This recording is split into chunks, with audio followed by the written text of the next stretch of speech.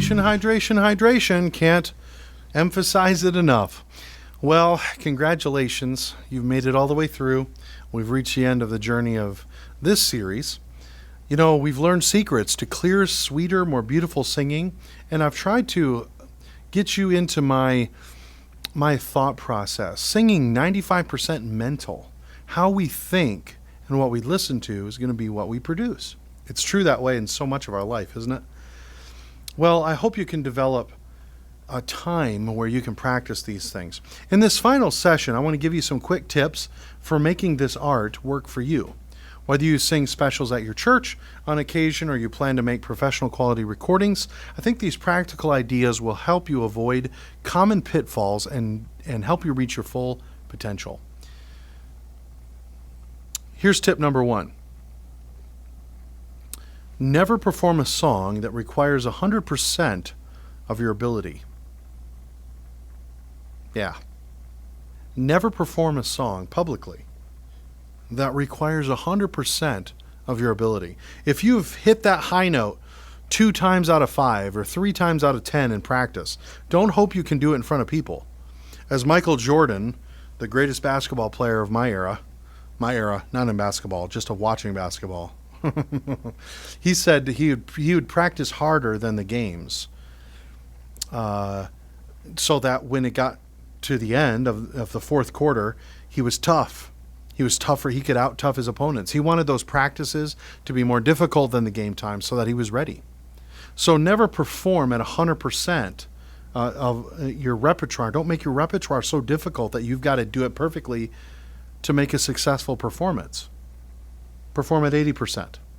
Now, you can be growing in practice, and maybe your 80% this year is 100% of what you were the previous year. But give yourself a little leeway. That'll help with the nerves as well.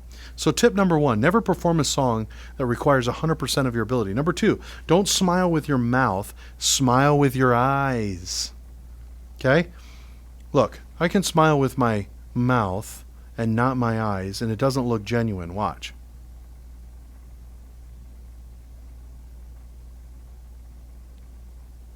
I mean, I'm smiling really big with my mouth. And I look like some kind of, well, I don't even want to say, some weirdo head, right? Okay, you can see I'm insincere. I'm just doing it here. But watch this. I can cover my mouth, and you can tell that I'm really smiling. Why? Right here. There's the smile. There's the smile right there. So some people say, how can you have a choir director smile when you sing? Okay, how do you do that? Amazing grace, how sweet the sound. How do you pronounce anything correctly? The smile is here. Amazing grace, how sweet. See, you see it right there. Smiling with your mouth can cause incorrect vowel formation, and practice squeezing the upper facial cheek muscles to give the smile, leaving your mouth free to form vowels correctly. Now, as far as relaxation is concerned, I've learned through McCloskey technique to massage all this front of the face. I love McCloskey. It's wonderful. If you have a chance to go to one of their seminars, you can check it out at mccloskey.org. MCCLOSKY. There's no E. .org. Okay, mccloskey.org. You can see when their seminars are. I highly recommend them. And I've studied some McCloskey. It's just fantastic. You'd also get the book, and it's just great stuff. They will teach a wonderful relaxation technique of moving the skin over the muscles and keeping it relaxed. And they really encourage you not to do any kind of facial contortions. I understand that. But the whole point of McCloskey and really healthy singing in general is to find what is neutral for you so you can return to it. Because let's face it, if I'm singing a song that I want to encourage people with and I do it and my face is completely like this, they're not going to get the message of the song that I'm trying to communicate. So you add a little bit here. It's just right here. Keep this all relaxed, but you keep that smile here. Tip number 3, and this is a practical one. Memorize your songs as much as possible. I know sometimes that's not possible, but if you can memorize it, boy, that frees you up so much to be able to communicate. Tip number 4, don't close your eyes. It separates you from the audience and closes them off. Now we've got to observe you externally as you sing your song instead of being a part of it. See?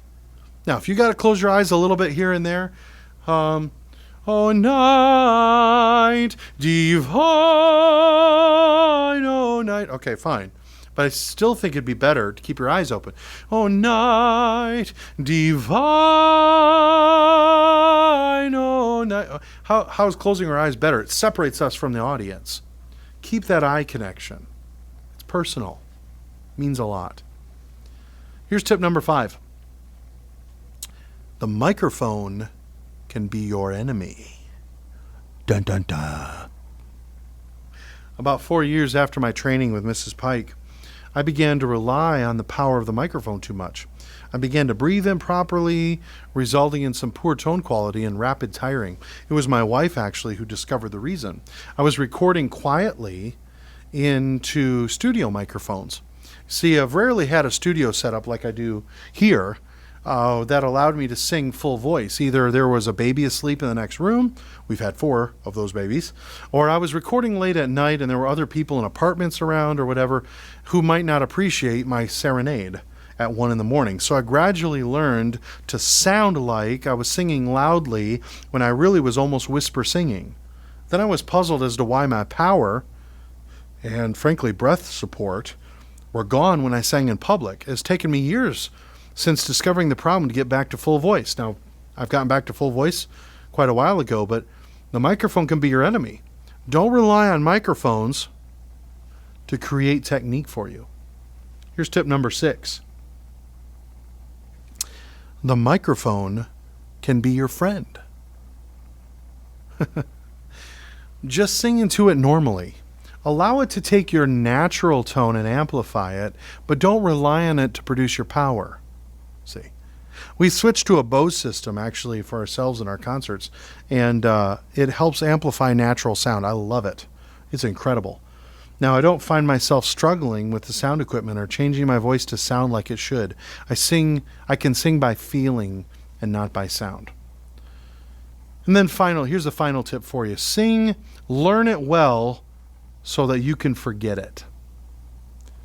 It's said that legendary martial arts master Bruce Lee believed the various exercises, positions, and techniques of martial arts were not an end in themselves, but rather they were steps to achieve a greater goal. The practice forms, he thought, should become such a part of you that you forget you're doing them. They just naturally come out in your fighting. This belief finds its expression in Jeet Kune Do, the fighting style Lee developed and taught. Jeet Kune Do, the style of no style, emphasized the lack of form, got him in trouble. Lee thought the traditional martial arts techniques were too rigid and formalistic to be practical in the scenarios of chaotic street fighting. In other words, the other guy's not going to obey all the forms and ritual. He's just going to kick you. So you got to go through all these forms to fight. No, just let it become a part of you. Although he was criticized, and some people, conspiracy theorists, think perhaps he was murdered for his ideas, Lee believed strongly in creating a practical fighting form that didn't rely on forms and mandatory steps. Singing should be like that too. Your goal is to reach the point where you don't have to think about how to make your stomach go in and out or how the vowels are formed. It just happens. It happens because it is a part of you. Sure, you go back and review. Sure, you have practice sessions where you think technically. But when you get up in front of those people, whether it's just 2 people or 2,000, it's a natural part of you.